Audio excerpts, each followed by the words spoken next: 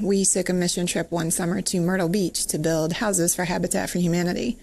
I don't know why we had to do it in Myrtle Beach when we could have easily built houses right where we were living. The first day we got there, they told us their tradition for all the volunteers was to have everybody write their favorite Bible verse on the beams of the house, which, of course, at that time were still exposed. I was really inspired by it, so I spent, a lot of time thinking about what verse I wanted to write, and I picked one of my favorite verses from Psalms about, as the deer pants for the water, so my soul longeth after you. And I just felt like so inspired writing that. And then I stood up and looked up, and one of the ceiling beams, a kid from the youth group the week before had written in huge, bright red letters, "I did it all for the nookie." Damn, I'm glad I didn't peek in high school, 'cause my best days will be in the past. I know, looking back, it ain't all bad, but damn, I'm glad I didn't peek in high school. Hey everyone, welcome to Unlearning Youth Group. We're the podcast where we take a look at all the things we learned back in youth group. We find the good, unlearn the bad, and figure out where the heck we go from here. We have met. My name is Jonathan Carone, and we're joined, as always, by our co-host, Mr. Eric Williams. Eric, go ahead and say hey to the people. Hey, what is up, people? We've hit February, and for all of you youth group and former youth group people, you know what that means. What's that mean, Jonathan? It means dating, relationships, and all the things that go along with that. That's right. It's like clockwork, man. I mean, it's like you could set your clocks. It's like February comes up. What are you talking about in youth group? You're talking about boundaries with the opposite sex. You're talking about how sex is evil. Until you get married, then it's great. Do it all the time. And then, relationships and other words come in like courting and dating and kissing it goodbye and whatnot. So we had to, we had to fill that void in your hearts that you've been missing since youth group. Well, the funny thing is, like, all the people who aren't listening to this as it comes out, they're like, it's May. Why are you talking about February and May? That's like, right. Well, so this isn't as funny to you guys, but to the rest of us that are listening as it comes out, it's entertaining. And in today's world, I'll take anything that entertains me at all, just a little bit. So a few weeks ago, in the lead up to knowing we were going to do this, I put it out on social. I said, what did we get wrong about dating and relationships in youth group? And I pulled out some of the best answers. I went back and looked. And so here we go. Boys and girls should never be alone together ever until they're married. Ever. Okay. Ever. Everything about I kiss dating goodbye.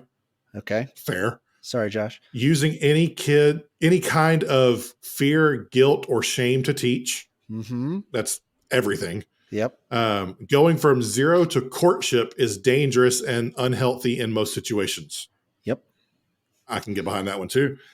And we've got a whole month of things we're going to talk about, but the big idea for today is dating and relationships. And today specifically is going to be about friendships.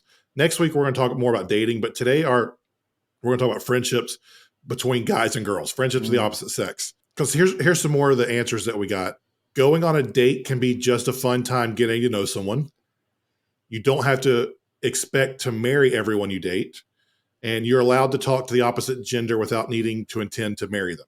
Yeah. I think that's the big idea. Do we need to repeat those last two for anyone listening to it that might be in Christian college and university right now?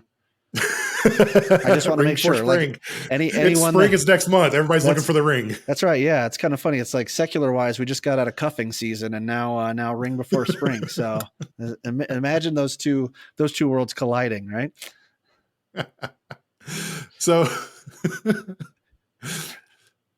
what we're trying to get into today is that as we unlearn things of our past so that we can lead the next generation better, we have to take an honest look at how we view dating and relationships and how we were taught these things as we were growing up, because we don't want to swing the pendulum all the way back to the other side and just like go like 60s, do whatever you want and nothing matters type of thing. Right. But we do want to live in that tension that we talk about on the show a lot. What's the tension point where we have to become comfortable with? So Eric, as we jump into this, what did we get wrong about friendships and dating, but specifically friendships back in youth group? Yeah. Well, I'm gonna just start by saying here too, like this is coming from our perspective and the perspective of the people that we know and things like that. So as we talk through things like courting and all that other, like, sure, I know there are people that have done that successfully, and just because some of that stuff worked for you, whatever. So like, yeah, we're not going to take a dump on everybody's situation, but The specifically, overwhelming evidence, though, is right? that there were some Yeah. issues. Right, exactly. So I mean, I could just speak for me in particular, not having a healthy view of how to interact with the opposite sex without thinking that they were, grounds for, or, they were fodder for dating, became tough. And I think anytime that we talk about some of these things that are in youth group, it seems like an overarching theme is that we end up creating rules. We end up creating, things that have probably a healthy backing, which we'll get to in a while, but they become dangerous that keep us from really developing in ways. And I know, I didn't go to a Christian college. I know you went to a Christian college, so you've got some different interactions there. But I remember leading a youth group and literally just walking through, and anytime there would be a couple together, man, it was like I was just like the prude police. If it was guy and girl together, it was like my job to basically throw the wet water on them, because mostly because I know what happened to me in high school and how I was raised. And I think that's the mentality of a lot of people leading this, and where we went wrong was like, just because I wasn't properly equipped for how to handle an appropriate guy-girl relationship doesn't mean that every single male and female in my youth group are also not equipped, and I need to throw the wet blanket on them. Yeah, I mean, that's the whole pendulum swing we talk about, because we knew how screwed up we were. We wanted to try to keep things, and we talk about it a lot on this show, the idea of guardrails versus roadblocks. Mm-hmm. We did an entire episode on it back in season 1, but I think where we went wrong was we put up roadblocks around co-ed friendships instead of teaching teenagers how to learn to interact with the opposite sex. And this is especially true for guys, because when I got to Liberty, so I went to public high school, I went to community college for a year, and then a public secular college for a semester. So I was a second semester sophomore when I got to Liberty. And I cannot tell you how many awkward Christian guys I met who had no clue how to talk to a girl, much less develop a healthy friendship or relationship. But they saw every girl as a potential wife. Yep. So they skipped right from being a friend to telling her that God was calling him to marry her, or some creepy thing like that. Like, they didn't know what friendship even looked like. Every single girl was a potential girlfriend who would lead to a potential fiance, who would lead to a potential wife. Yeah. And we'll get into like some of the bad things about how we view dating next week. But so many guys did not know how to be friends with girls. Yeah.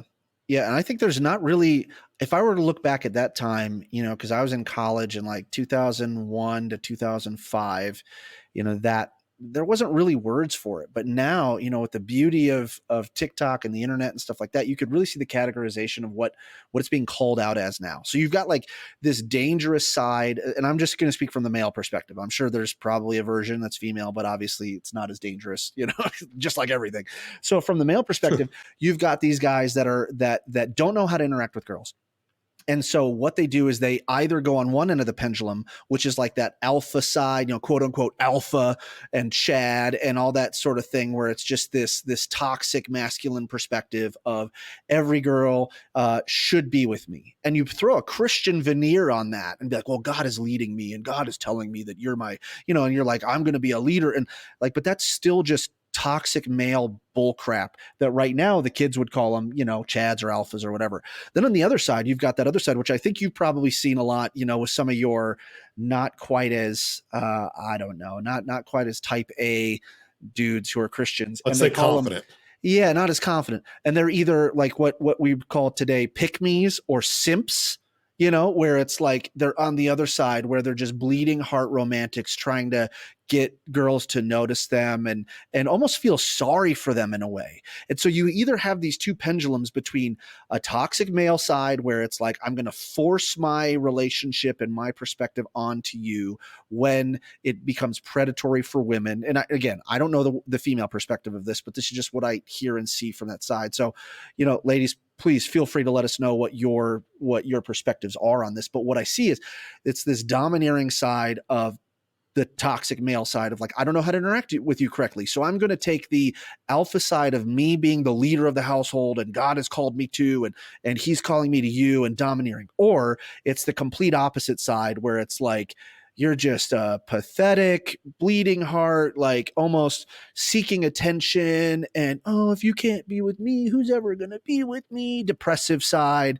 that's just all out for attention. And there's no real middle ground of being a normal human being to another human being who happens to have different, what did you say, meat flaps on them or whatever, whatever. like, can you just that's a callback to last season. I totally forgot I said that. But we go from these two ends of it and it's like, why can't we be friends? Yes. Yeah. Like, there's an old song. I mean, the "Why Can't We Be Friends" song, but like it's so true. Why can't we just be friends? Yeah. What is wrong with that? Why do we view everything as it's got to be a dating relationship or you're stuck in the friend zone? Yep. Why can't we just be friends? Exactly. And that's what's tough too, is on that was like, you either have, if you might have gone through this too, where it's like, if someone is not interested in dating you, they're discarded. It's like you're dating or you're discarded. Like, I don't want to have anything to do with you anymore because I'm out pursuing my, my Boaz or my, whatever. That's like, come on, man. And then the other side is that friend zone is men especially take that. So, oh, she put me in the friend zone, man. No, like, you put yourself in this weird position because you don't know how to interact with her without thinking through Christian purity culture and needing to marry her, or thinking through your sex organ and thinking that you need to get something physical out of her. And I think that's created in a way when there's this void where the church isn't being the church and we're not teaching people how to have healthy platonic relationships with people. I mean, Jesus hung around with two women all the time, and there's nothing in there that said that they had anything going on or there was any issue, but they were some of his best friends. Like, why aren't we teaching that? Those two women, but there were all sorts of women in Jesus' ministry. They didn't get written into the story. Right. Exactly. So he was around people all the time and there wasn't sexual tension. Some people will be like, well, he was sinless and didn't have a sin nature. And okay, but there's a piece of it that I'm like, we're so scared of something happening between a guy or a girl, a guy and a girl sexually, that we set up entire cultures where we don't even let people be in the same room as each other by themselves, like male and female. I was taught, those were one of the first things I was taught in ministry, which I get it in a ministry context, especially if you're a youth leader or a youth pastor, you don't want to be in the car with a 14-year-old girl. Right. That could be a bad look. That's a guardrail. But for two 15-year-olds to sit in a living room together, like, there's nothing inherently wrong with that unless we project it. And then by projecting it, we give them the idea. It's the whole DARE analogy that we've talked about so often. DARE was the introduction to drugs for so many kids. And because we emphasize resisting drugs so much, it got people interested in it. And by putting the chances of physical interaction so high up and being so scared of it, we introduce that to something where a lot of times kids aren't even thinking that about each other because they just want to be friends. Yeah. And I think it's one of those things that we do as the church a lot is we emphasize people's sin nature, right? We like to talk about, oh, everybody is sinful and everybody is fallen. And we talk about how we give everybody this blanket sin nature.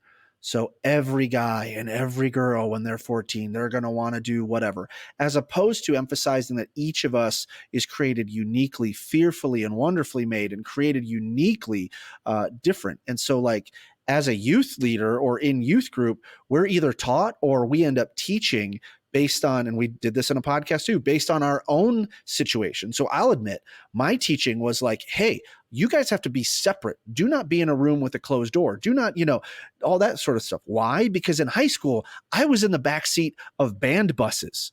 And I can tell you, anybody that's been in the band that was a heathen secularite like I was in high school, you know what's going on. And so those are the types of things that I can only speak through my perspective, but I end up projecting that onto those kids. And so I put my own sin nature onto someone else, as opposed to looking at people and going, oh, I can trust this individual with this individual because those two people are unique and maybe they're not interested in each other, maybe, whatever else. And I don't need to awaken within them some sort of temptation or some sort of peace that was never there in the first place.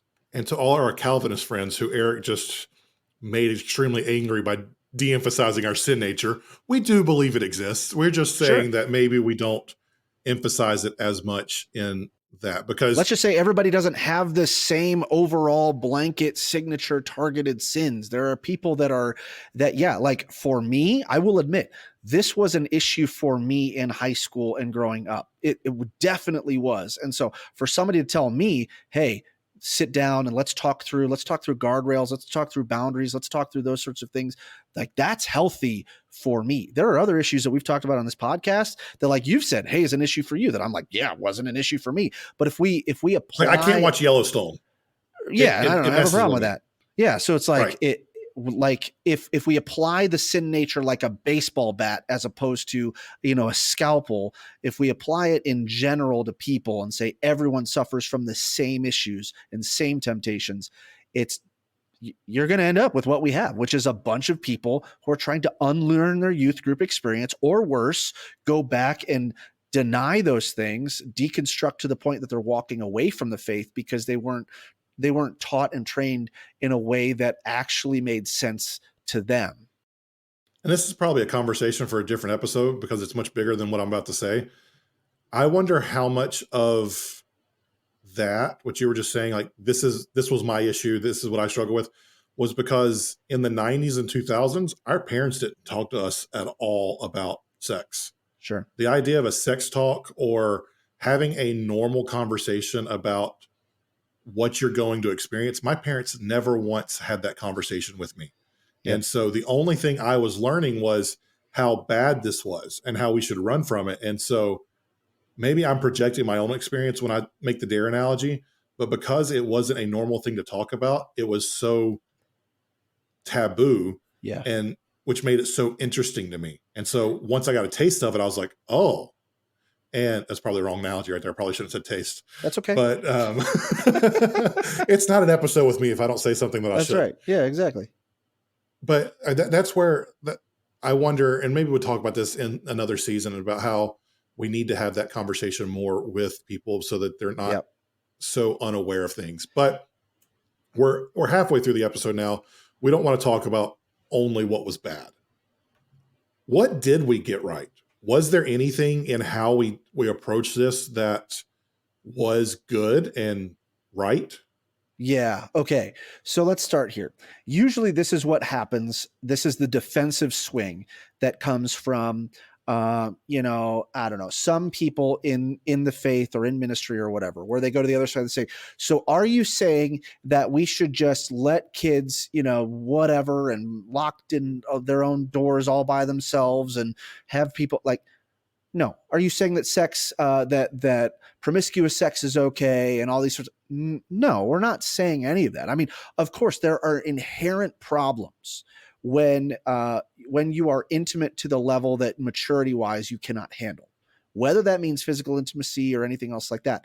We know that's why they're a problem. I mean, that's why these sexual issues are a problem, is because emotionally and mentally, you may not be ready to handle the things that you are doing physically with each other. So yes, we do need to set up guardrails for some people. I will say that for me, 100%. Yeah, there were guardrails that weren't established for me well in this area, that were established for me well in other areas that I needed. There are things that I'm now still processing as a 38-year-old male that happened to me when I was 14, 15, and 16. That's like, if I were to go back, would I do it a different way? Yes. So yes, of course, there are things that we need to do. And we know teenagers are exploring different areas of their sexuality and their physicality and things like that. And they need to have some healthy boundaries and conversations to help them manage that in a way that maybe they're not mentally and emotionally ready to manage in the first place. Yeah, teenagers are big balls of horniness and hormones. Yep. That's just what they are. And they make really stupid decisions when they spend too much time with members of the opposite sex, especially when emotions get involved. Mhm. So the risk that we're talking about in the first part of this episode, we're not downplaying that risk, or because it's there. Right. We are sexual beings. God created us as such. And we could get into this a little bit, but biologically, the idea of waiting till you're in your 20s and 30s to get married, that's a lot different than past cultures. In past cultures, women were having babies at 15, 16, 17 years old, and that was normal. Mary in the Bible, Jesus' mother, was probably 14, 15, 16 years old. So biologically, there are these, there is the issue of this is a legit concern. Yeah. Teenagers doing things that are going to be a bad decision that could change their life forever is a legit concern.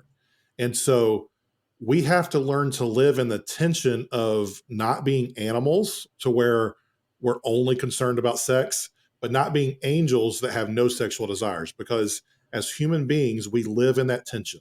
Yep. And teenagers, especially as they're learning their bodies, as they're learning their emotions, there's a lot of stuff going on there that will be hard to manage and hard to understand.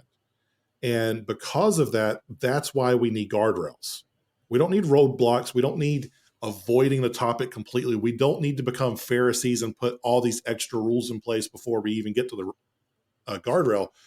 But we do need to protect our kids. We do need to protect those who we are leading, whether it is in youth group, whether it is as a parent. And so the idea of wanting to protect kids, I think, is a legit, I could even say wholly set apart idea, because you wouldn't want to protect them if you didn't care about them. Right. I just think there were times that we went about protecting the wrong way that actually caused some more problems than it had to. Right. Yep, I totally agree. And I say this all the time about rules and guardrails. And I mean, whether you're talking about religious moral side, or even in business and operations, and if you're a manager, if you're a leader, like your rules, your systems, your guardrails, they're set and designed to serve people in a positive way. And it's not the other way around. It's not us here to serve those rules and guidelines. And I think a lot of times in ministry, we set those things up in a way that everybody is supposed to serve the rules. And we've talked about it before, but I've been on staff at 2 different mega churches that had completely different ways of addressing this particular issue. And the first one that I worked at, there was literally a staff 10 commandments. They called them, before we renamed them, they called them the staff 10 commandments. And so many of them had to deal with, actually all of them had to deal with the way that you interacted with a member of the opposite sex.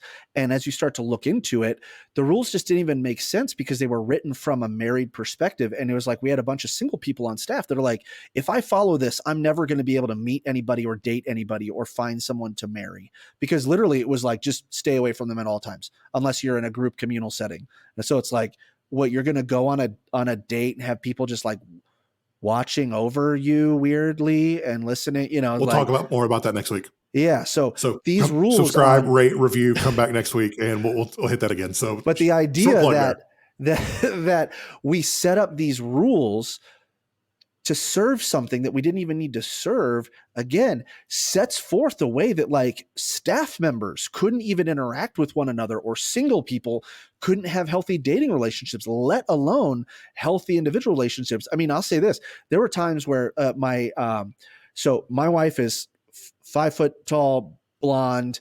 My sister is about 5'3", 5'4", blonde. People mix those two up all the time.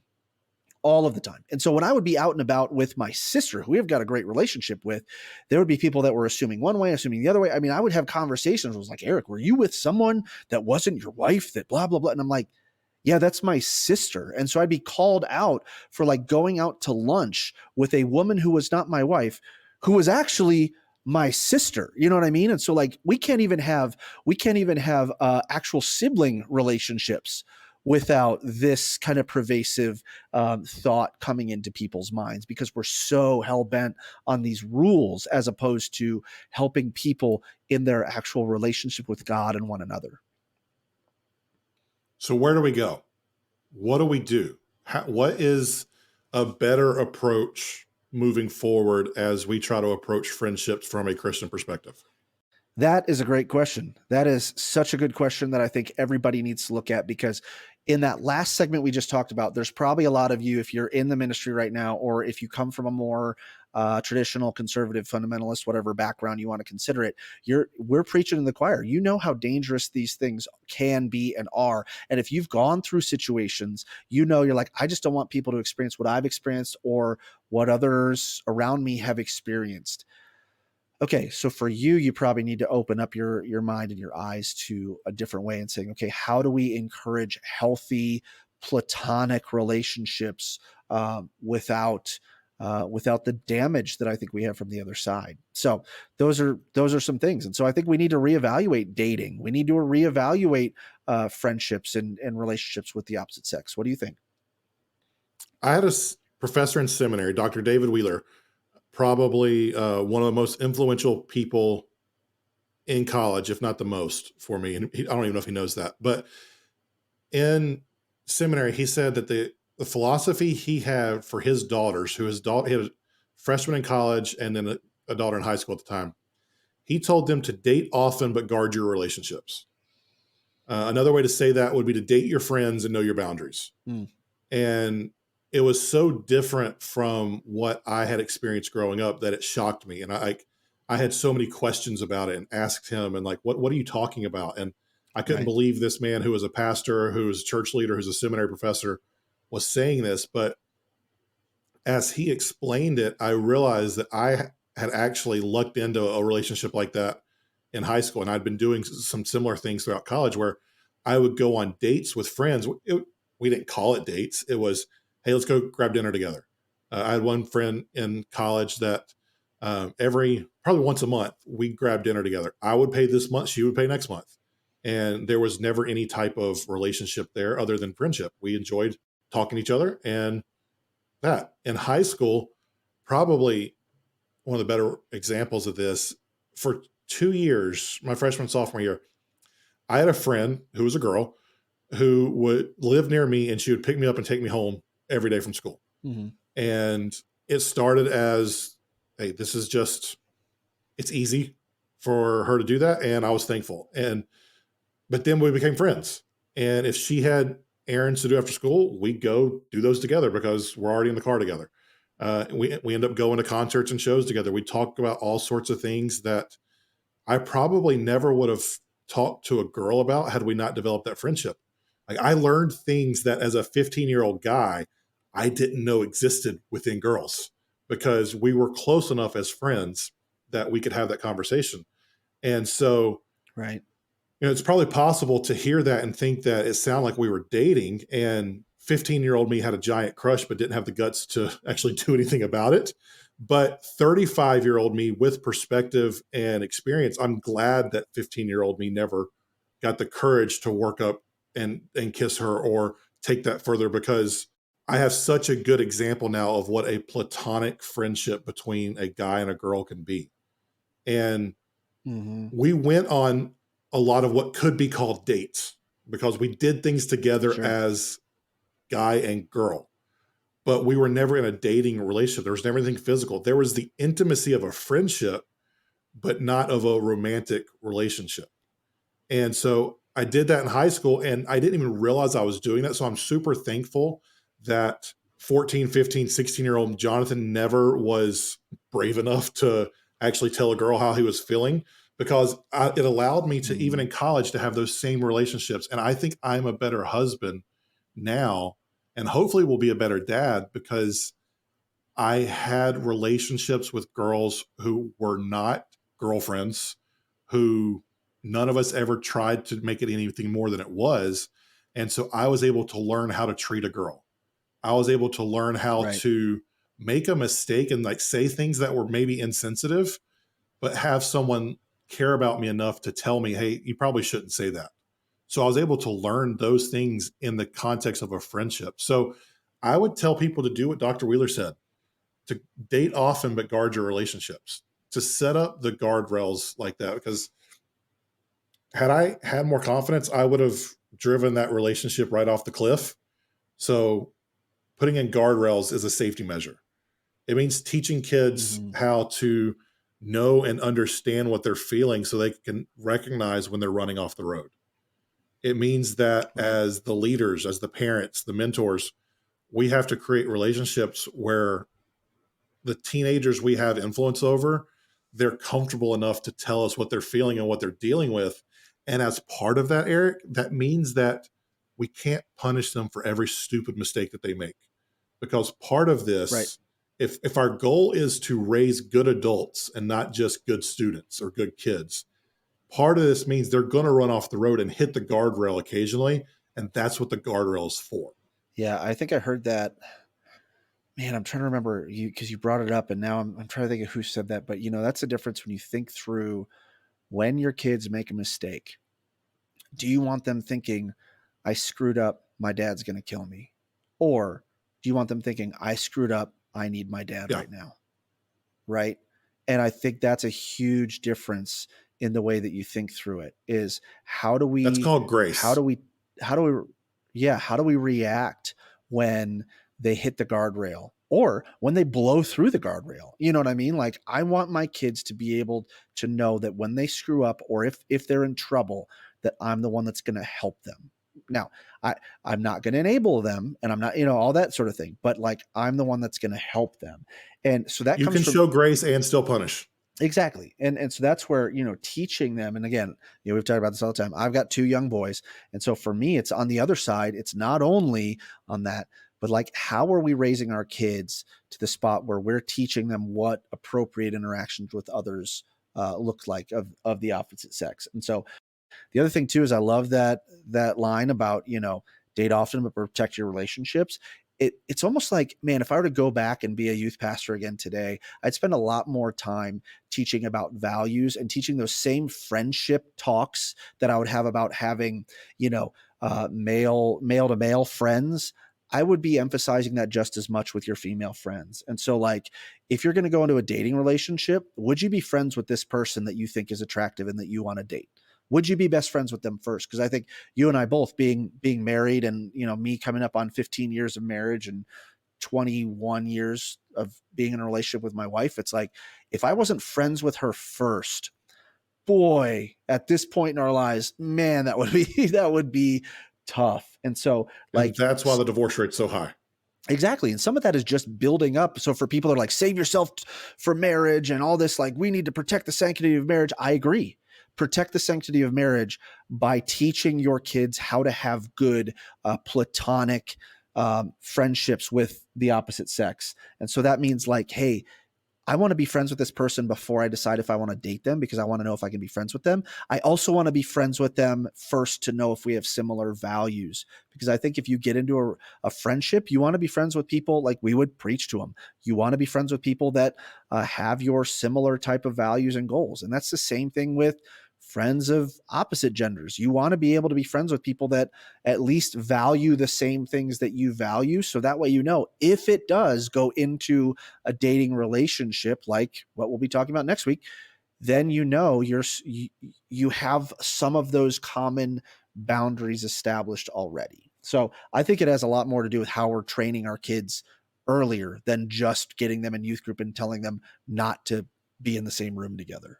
And the last thing I'll say on that is I think by becoming friends, we have to teach kids to understand the emotional intimacy of a friendship versus a partner, a romantic partner, because you can be Yep. friends and it's very easy to mistake that feeling of, man, I really like being friends with this person. I really like being around them. And because Mm-hmm. we elevate dating and relationships and marriage so high, which is what we'll get into next week, we immediately make people think that these feelings of intimacy towards this person means I should seek a romantic relationship with them, as opposed Right. to Right. Now, you might love that person as a friend, and it needs to stay as a Mhm. friend because from a romantic standpoint, that isn't going to work. And we have to Right. teach people that just because the relationship stays as a friend does not make it less of a relationship or any less legitimate, or that you care for that person any less of a way because they didn't become your future wife. Yep. Exactly. So next week we'll get more into that. We're going to talk about Christian dating. It's awkward, it's messy, it's usually pretty bad. It's a lot like that first Oh time on your wedding yeah. night. Wow, chicka wow wow. But before we get to that, how do we date in a way that not only honors Jesus, but also doesn't cause us to have all sort of issues to unlearn by the time we get married? So we'll dive into that more next week. Go ahead and subscribe to the show, rate it, review us wherever you listen to podcasts, share this with a friend if you enjoyed it, and we'll be back next week. Have a great week.